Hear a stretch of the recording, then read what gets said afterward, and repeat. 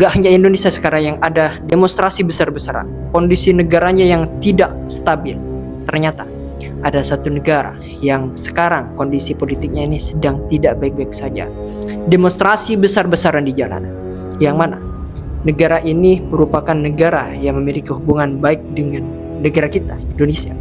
Dan bahkan kemarin baru datang ke Indonesia. Pertanyaannya, negara apa itu?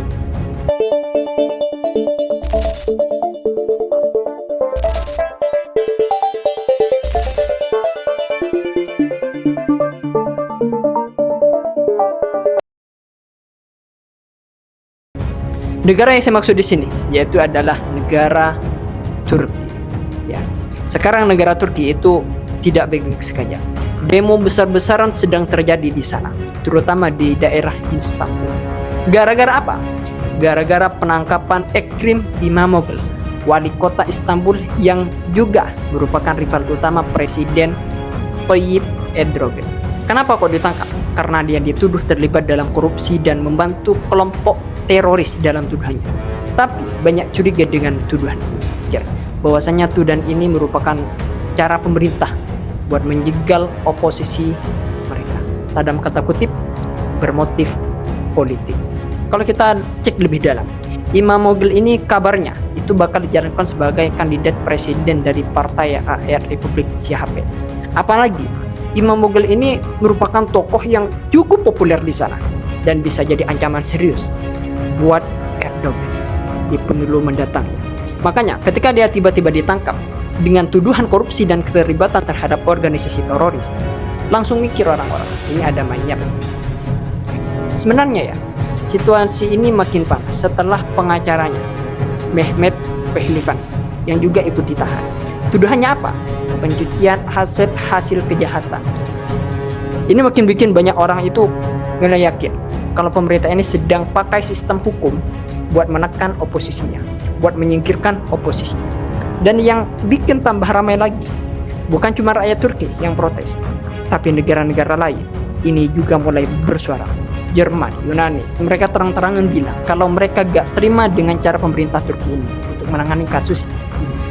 Kanselir Jerman, Olaf Scholz, bahkan menyebut penangkapan İmamoğlu itu merupakan sebagai sesuatu yang sama sekali gak bisa diterima oleh negara-negara luar.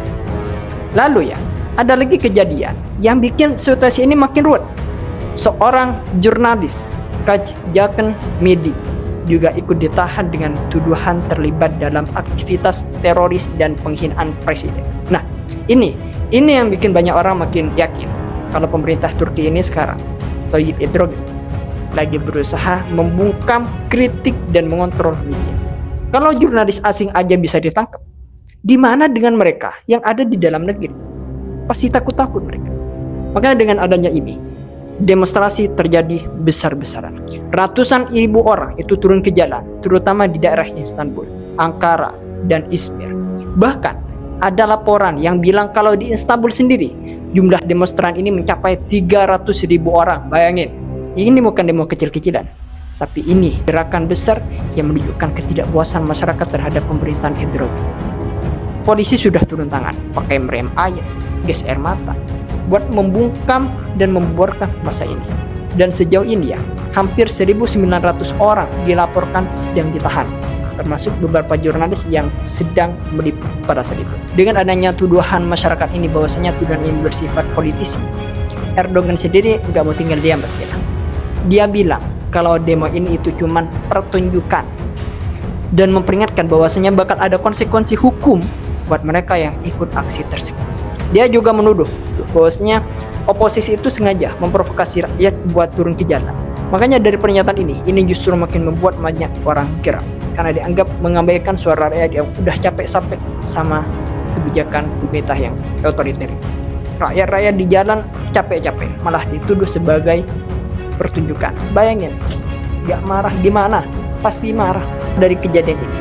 Ini ada dua kubu, yang mana ini bingung, orang-orang mesti yang salah ini sebenarnya siapa? Apakah Erdogan atau emang İmamoğlu ini yang salah? Menurut saya pribadi, saya pikir gak ada jawaban hitam putih soal siapa yang salah di antara keduanya. Karena kalau kita lihat ya, dari sudut pandang demokrasi, gaya Presiden Tayyip Erdogan ini dalam pemerintahnya itu emang otoriter, baik dalam caranya dalam pembatasan kebebasan pers, membungkam protes, bahkan penggunaan sistem hukum sebagai senjata buat ngejatuhin lawan politiknya. Makanya menurut banyak pengamat, semua ini bikin demonstrasi di Turki makin tergerus karena rakyat jadi gak punya ruang buat menyuarakan pendapatnya dengan bebas. Ini merupakan kesalahan besar bagi pemimpin negara yang menganut demokrasi. Dari ini aja jelas kalau Erdogan ini sudah mempersempit suara rakyat yang mana negara itu berbasis demokrasi. Kalau kita lihat seperti kasus sebelum-sebelumnya yang menunjukkan bahwasanya Erdogan ini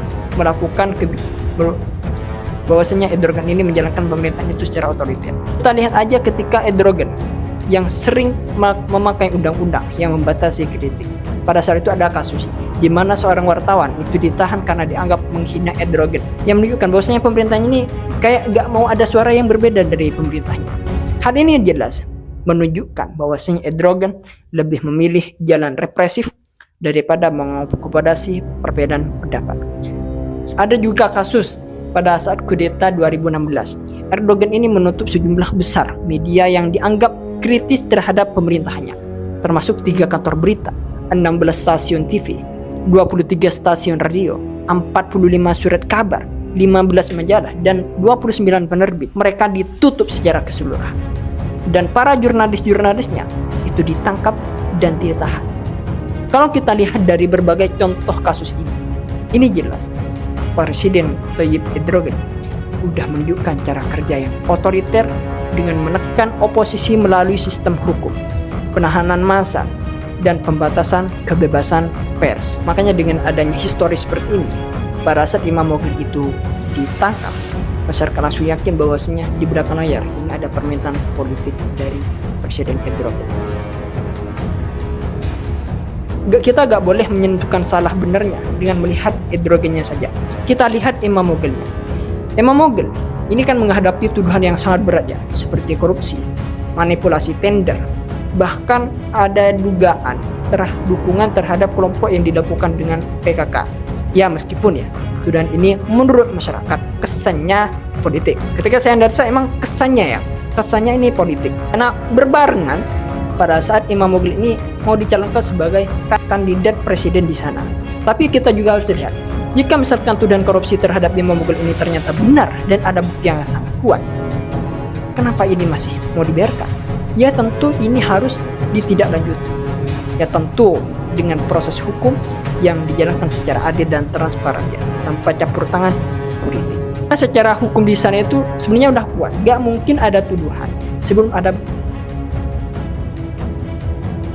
Mana gini lagi, saya punya spekulasi yang menarik bahwasanya dalam demonstrasi besar-besaran yang terjadi di Turki ini diduga ada keterlibatan George Soros. Kenapa? Karena ketika saya analisa ini ada kemungkinan ada kaitannya dengan organisasi Open Society Foundation. Kalian masih gak tahu, Open Society Foundation ini merupakan organisasi filantropis yang didirikan oleh George Soros pada tahun 1979. Tujuan dibuatnya ini tujuannya untuk mendukung berbagai inisiatif di seluruh dunia yang berkaitan dengan demokrasi, hak-hak manusia, kebebasan pers, pendidikan, serta transparansi dan akuntabilitas pemerintah.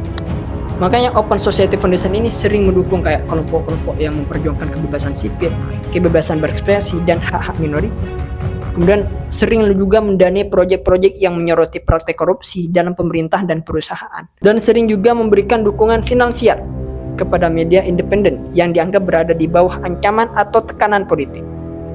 Open Society Foundation ini juga sering memperjuangkan kebijakan yang lebih adil secara ekonomi ya, termasuk program pendidikan dan kesehatan untuk kelompok rentan. Ini merupakan sejarah on the paper saja ya. Ini saya nilai dari on the paper saja. Tapi kalau kita lihat Open Society Foundation ini bisa dibilang salah satu organisasi yang paling sering kena tuduhan ikut campur dalam urusan politik negara-negara lain. Mereka ngakunya fokus pada kebebasan sipil, hak-hak manusia, dan transparansi pemerintah. Tapi gak sedikit juga yang bilang kalau Open Society Foundation ini milik George Soros ini sebenarnya punya agenda terselubung yang membuat ngedukung kelompok oposisi di berbagai negara buat menghancurkan ekonomi negara itu sendiri, baik menggunakan cara politik atau sosial yang terjadi di sana. Kita lihat aja di Hongaria, Perdana Menteri Viktor Orbán aja itu sangat gak suka sama Open Society Foundation ini. Dia bilang bahwasanya Open Society ini yang didirikan oleh George Soros ini memang sengaja yang mau membanjiri Eropa ini dengan imigran. Makanya Open Society ini itu sering mendanai kelompok pro imigrasi. Namun dengan adanya berbagai tekanan ya, ternyata organisasi ini cabut dari Hongaria. Di Rusia kita lihat ada juga Open Society Foundation yang langsung dilarang pemerintah Rusia pada saat itu. Kenapa? Karena menganggap organisasi ini berbahaya dan bisa mengancam keamanan nasional karena sering mendukung media independen dan kelompok oposisi di pemerintahan itu. Intinya ya, kalau Open Society ini masih beroperasi di Rusia pada saat itu, bisa-bisa mereka dipakai buat melemahkan pemerintahan Putin. Makanya dilarang. Bahkan di Amerika Serikat pun Open Society Foundation ini sering kena tuduhan. Waktu Trump masih jadi presiden dulu, banyak politisi itu sangat konservatif yang bilang kalau Soros dan Open Society Foundation ini mendanai kelompok-kelompok liberal kayak Black Lives Matter dan Women's March. Sampai sekarang pun kalau ada demo besar di Amerika Serikat, pasti ada teori konspirasi yang nyebut nama Soros. Ada demo Soros, ada demo di belakangnya Soros. Di Amerika pun kayak gitu. Apalagi di Turki yang gak akan jauh beda pasti. Erdogan aja itu sebenarnya udah lama curiga sama Open Society Foundation ini, terutama setelah demo Gezi pada tahun 2013 yang mengguncang negara pada saat itu.